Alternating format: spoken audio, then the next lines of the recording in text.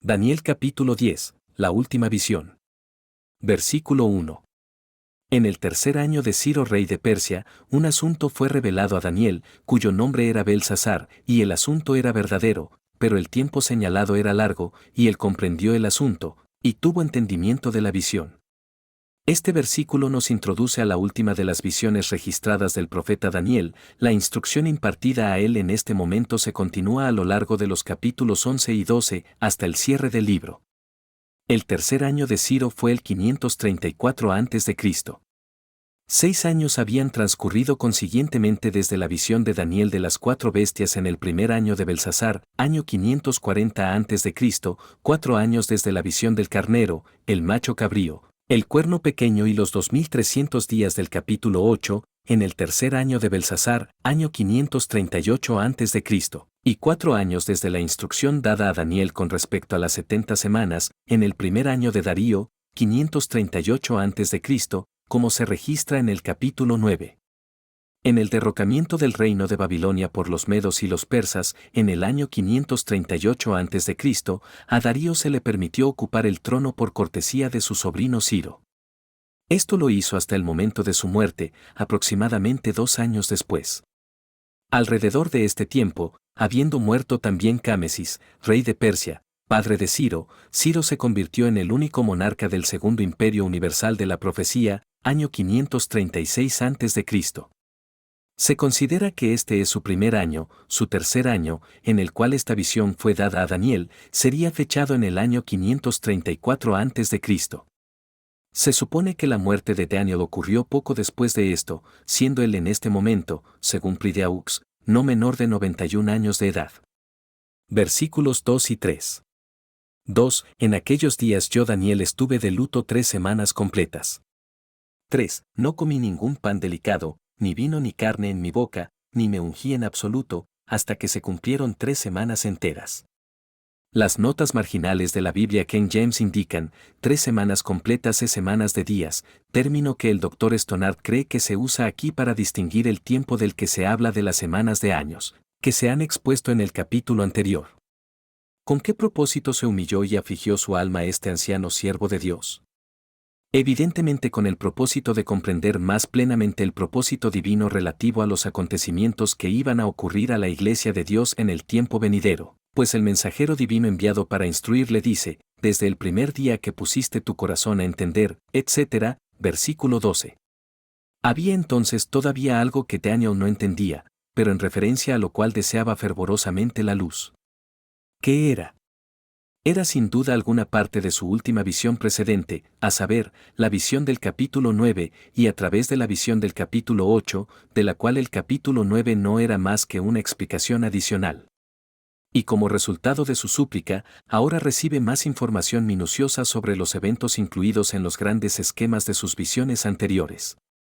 Se supone que este duelo del profeta fue acompañado de un ayuno, no una abstinencia absoluta de alimentos, sino el uso de solo los artículos más simples y sencillos de la dieta. No comió pan delicado, ni manjares ni delicadezas, no usó carne ni vino, y no ungió su cabeza, lo cual era para los judíos un signo externo de ayuno.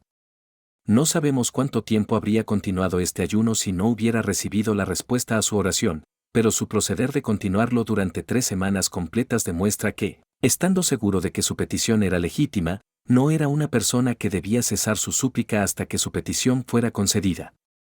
Versículos 4 al 9.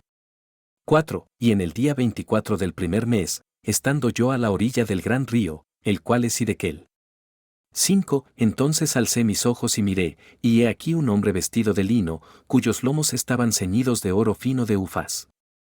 6. Su cuerpo era como el berilo, y su rostro como la apariencia de relámpago, y sus ojos como antorchas de fuego, y sus brazos y sus pies como de color de bronce pulido, y la voz de sus palabras como la voz de una multitud. 7. Y solo yo, Daniel, vi la visión, porque los hombres que estaban conmigo no vieron la visión, sino que un gran temblor cayó sobre ellos, de modo que huyeron para esconderse. 8. Quedé, pues, yo solo, y vi esta gran visión, y no quedó en mí ninguna fuerza, porque mi atractivo se convirtió en mí en corrupción, y no retuve ninguna fuerza. 9. Oí, sin embargo, la voz de sus palabras, y cuando oí la voz de sus palabras, me quedé con un profundo sueño en mi rostro, y mi rostro hacia la tierra. Por el río Hiddekel el siríaco entiende el Eufrates, la Vulgata, el griego y el árabe, el Tigris, de ahí que Wintle concluya que el profeta tuvo esta visión en el lugar donde se unen estos ríos, puesto que lo hacen no muy lejos del Golfo Pérsico. Un personaje muy majestuoso visitó a Daniel en esta ocasión. La descripción de él es casi paralela a la que es dada de Cristo en el Apocalipsis capítulo 1 versículos 14 al 16, y el efecto de su presencia fue más o menos el mismo que experimentaron Pablo y sus compañeros cuando el Señor los encontró en su camino a Damasco, Hechos 9 versículos 1 al 7. Pero este no era el Señor, porque el Señor es presentado como Miguel en el versículo 13. Por lo tanto, debe haber sido un ángel, pero uno de carácter no común. Entonces surge la pregunta, ¿de qué ángel se puede dar tal descripción de forma veraz? Hay algunos puntos de identidad entre este y otros pasajes que muestran claramente que este era el ángel Gabriel. En el capítulo 8, versículo 16, Gabriel es presentado por su nombre. Su entrevista con Daniel en ese momento produjo exactamente el mismo efecto sobre el profeta que el descrito en el pasaje ante nosotros. En ese momento Gabriel recibió la orden de hacer entender a Daniel la visión, y él mismo prometió hacerle saber lo que debería ser en el último fin de la indignación. Habiendo dado a Daniel toda la instrucción que pudo soportar en esa ocasión, posteriormente reanudó su trabajo y explicó otro gran punto de la visión, como se registra en el capítulo 9, versículos 20 al 27. Sin embargo, aprendemos en el capítulo 10 que había algunos puntos que aún no habían sido explicados al profeta, y dispuso su corazón de nuevo, con ayuno y súplica, para entender el asunto. Aparece ahora un personaje cuya presencia tiene el mismo efecto sobre Daniel que el producido por la presencia de Gabriel al principio, y le dice a Daniel, versículo 14, ahora he venido para hacerte comprender lo que le sucederá a tu pueblo en los últimos días, la misma información que Gabriel había prometido dar, según se registra en el capítulo 8, versículo 19. Pero de estos hechos se puede sacar una conclusión: Daniel buscaba más luz sobre la misma visión que Gabriel había recibido la orden de hacerle comprender. Ya una vez, había hecho una visita especial a Daniel para darle información adicional cuando la buscó con oración y ayuno. Ahora, cuando está preparado para recibir más instrucción y la busca de nuevo de la misma manera en referencia al mismo tema, puede suponerse por un momento que Gabriel desatendió su instrucción, perdió de vista su misión, y permitió que otro ángel se encargara de llevar a cabo la finalización de su trabajo inconcluso. El lenguaje del versículo 14 identifica claramente al orador con el que, en la visión del capítulo 8, prometió hacer esa obra. Versículos 10 al 12. 10. Y he aquí que me tocó una mano que me puso de rodillas y sobre las palmas de mis manos. 11. Y me dijo, oh Daniel, hombre muy amado, entiende las palabras que te hablo y ponte en pie, porque a ti he sido enviado. Y cuando me habló esta palabra, me puse de pie temblando. 12. Entonces me dijo, no temas, Daniel, porque desde el primer día en que dispusiste tu corazón a entender y a humillarte ante tu Dios, tus palabras fueron oídas, y yo he venido a causa de tus palabras. Daniel, habiendo caído en un desvanecimiento por la majestuosa aparición de Gabriel, porque así se entiende generalmente la expresión sueño profundo del versículo 9, el ángel se acerca y pone la mano sobre él para darle la seguridad y confianza de ponerse de pie en su presencia. Le dice a Daniel que es un hombre grandemente amado. Maravillosa declaración. Un miembro de la familia humana, uno de la misma raza con nosotros, amado, no solo en el sentido general en que Dios amó al mundo entero cuando dio a su Hijo para morir por ellos, sino amado como un individuo, y eso en gran medida. Bien podría el profeta recibir confianza de una declaración como esa, para estar de pie incluso en presencia de Gabriel. Además, le dice que ha venido para entrevistarse con él y desea que ponga su mente en un estado adecuado para entender sus palabras. Siendo así dirigido, el santo llamado profeta, seguro, pero aún tembloroso, se puso de pie ante el ángel celestial. No temas, Daniel, continúa Gabriel. No tenía por qué temer ante un ser divino, que le había sido enviado porque era muy amado y en respuesta a su ferviente oración. Tampoco el pueblo de Dios de cualquier edad debe tener un miedo servil a ninguno de esos agentes que son enviados para ministrar su salvación. Sin embargo, hay una disposición que se manifiesta entre demasiados para permitir que sus mentes conciban a Jesús y a sus ángeles solo como severos ministros de justicia, que imparten venganza y retribución, en lugar de como seres que trabajan seriamente por nuestra salvación a causa de la piedad y el amor con el cual nos consideran. La presencia de un ángel, si se presentara ante ellos en persona, los aterrorizaría, y el pensamiento de que Cristo va a aparecer pronto y que van a ser llevados a su presencia, los angustia y alarma. Recomendamos a los tales más amables puntos de vista de la relación que el cristiano mantiene con Cristo, la cabeza de la Iglesia, y un poco más de ese amor perfecto que echa fuera todo temor.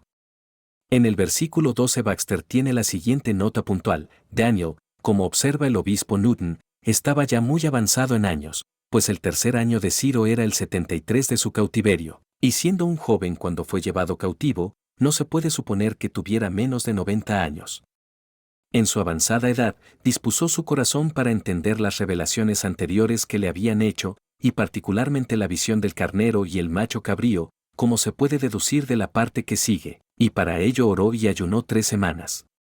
Su ayuno y sus oraciones tuvieron el efecto deseado, pues un ángel fue enviado para revelarle esos misterios, y quien quiera sobresalir en el conocimiento divino debe imitar a Daniel y habituarse al estudio, la temperancia y la devoción. Versículo 13. Pero el príncipe del reino de Persia se me opuso durante 21 días, mas he aquí que Miguel, uno de los principales príncipes, vino a ayudarme, y me quedé allí con los reyes de Persia. Cuán a menudo las oraciones del pueblo de Dios son escuchadas, mientras que aún no hay una respuesta aparente. Fue así en este caso con Daniel. El ángel le dice que desde el primer día en que dispuso su corazón a entender, sus palabras fueron escuchadas. Sin embargo, Daniel continuó afligiendo su alma con ayuno, y luchando con Dios durante 3 semanas enteras, sin saber si su petición había sido atendida. ¿Pero por qué fue el retraso? El rey de Persia resistió al ángel. La respuesta a la oración de Daniel implicaba alguna acción por parte de ese rey. Esta acción debía ser influenciada para que él la llevara a cabo.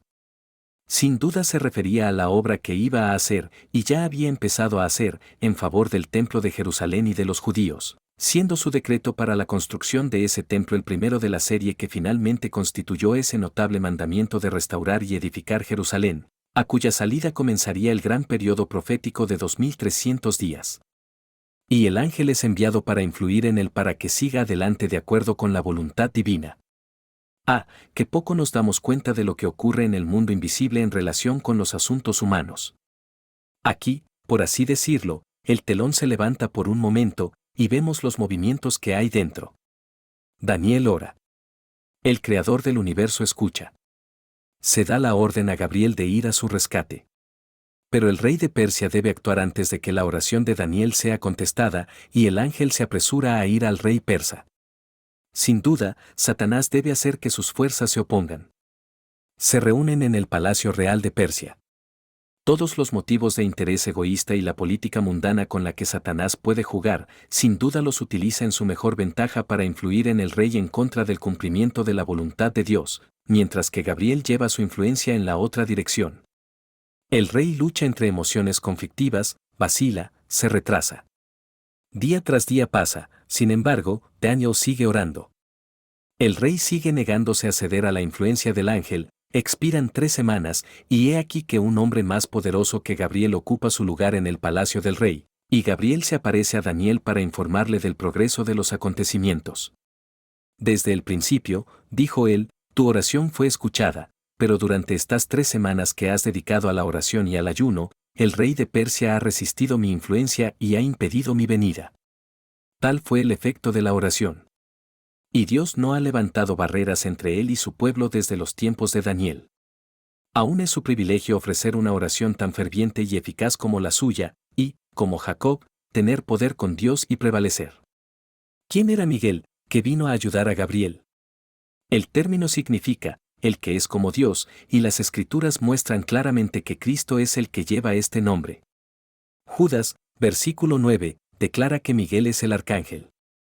Arcángel significa cabeza o ángel principal, y Gabriel, en nuestro texto, lo llama uno, o, como se lee en las notas marginales de la Biblia King James, el primero, de los príncipes principales. Solo puede haber un arcángel, y por lo tanto es manifiestamente impropio usar la palabra, como hacen algunos, en plural. Las Escrituras nunca la usan así. Pablo, en Primera de Tesalonicenses 4 versículo 16, afirma que cuando el Señor aparece por segunda vez para resucitar a los muertos, se escucha la voz del arcángel. ¿De quién es la voz que se oye cuando los muertos se levantan? La voz del Hijo de Dios, Juan 5:28. Poniendo juntas estas escrituras, prueban. 1. Que los muertos son llamados de sus tumbas por la voz del Hijo de Dios. 2. Que la voz que se oye entonces es la voz del arcángel, probando que el arcángel es el Hijo de Dios. Y 3. Que el arcángel se llama Miguel, de lo que se deduce que Miguel es el Hijo de Dios. En el último verso de Daniel 10, se le llama vuestro príncipe, y en el primero del capítulo 12, el gran príncipe que representa a los hijos de tu pueblo, expresiones que pueden aplicarse apropiadamente a Cristo, y a ningún otro ser. Versículo 14. He venido a hacerte comprender lo que le sucederá a tu pueblo en los últimos días, pues aún la visión es para muchos días. La expresión pues aún la visión es para muchos días, que se extiende hasta el futuro, y que abarca lo que debe suceder al pueblo de Dios incluso en los últimos días, muestra de manera concluyente que los días dados en esa visión, a saber, los 2300, no pueden significar días literales, sino que deben ser días de años, véase el capítulo 9, versículos 25 al 27. Versículos 15 al 17. 15. Y cuando me dijo tales palabras, puse mi rostro hacia la tierra y me quedé mudo. 16. Y he aquí, uno semejante a los hijos de los hombres tocó mis labios, entonces abrí mi boca y hablé, y dije al que estaba delante de mí, oh mi Señor, por la visión mis penas se han vuelto sobre mí, y no he retenido ninguna fuerza. 17. Porque, ¿cómo puede el siervo de este mi Señor hablar con este mi Señor? Porque en cuanto a mí, enseguida no queda ninguna fuerza en mí, ni me queda ningún aliento. Una de las características más marcadas que manifestó Daniel fue la tierna solicitud que sentía por su pueblo. Habiendo llegado ahora a comprender claramente que la visión presagiaba largos años de opresión y sufrimiento para la Iglesia, se vio tan afectado por la visión que su fuerza se apartó de él, su aliento cesó, y el poder del habla desapareció. La visión del versículo 16 sin duda se refiere a la visión anterior del capítulo 8. Versículos 18 al 21. 18. Entonces vino otra vez y me tocó uno como la semejanza de un hombre, y me fortaleció. 19. Y dijo, oh hombre muy amado, no temas, la paz sea contigo, sé fuerte, sí, sé fuerte. Y cuando él me habló, fui fortalecido y dije, habla mi Señor, porque me has fortalecido. 20. Entonces dijo, ¿sabes por qué he venido a ti? Y ahora volveré a luchar contra el príncipe de Persia, y cuando haya salido, he aquí que vendrá el príncipe de Grecia. 21. Pero yo te mostraré lo que está anotado en la Escritura de verdad, y no hay nadie que me apoye en estas cosas, excepto Miguel, vuestro príncipe. El profeta se siente fortalecido para escuchar la comunicación que el ángel debe hacer. Y Gabriel dice, ¿sabes por qué he venido a ti? Es decir, ¿sabes ahora con qué fin he venido? ¿Entiendes mi propósito para que no tengas más miedo? Entonces anunció su intención de volver, tan pronto como su comunicación fuera completa, para luchar con el rey de Persia. La palabra con es, en la Septuaginta, meta, y significa, no en contra, sino en común con, al lado de, es decir, el ángel de Dios se pondría del lado del reino persa mientras estuviera en la providencia de Dios que ese reino continuara. Pero cuando yo haya salido, continúa Gabriel, he aquí que vendrá el príncipe de Grecia. Es decir, cuando retire su apoyo a ese reino, y la providencia de Dios opere en nombre de otro reino, el príncipe de Grecia vendrá, y la monarquía persa será derrocada. Gabriel anunció entonces que nadie, excepto Dios, por supuesto, tenía un entendimiento con él en los asuntos que iba a comunicar, excepto el príncipe Miguel. Y después de dárselos a conocer a Daniel, entonces había 4 seres en el universo en los que descansaba el conocimiento de estas importantes verdades: Daniel, Gabriel, Cristo y Dios. 4 eslabones en esta cadena ascendente de testigos: el primero, Daniel, un miembro de la familia humana; el último, Jehová, el Dios de todos. Si este video ha sido de bendición para usted, dele like y suscríbase para recibir notificaciones de nuevos videos. Que Dios le bendiga grandemente.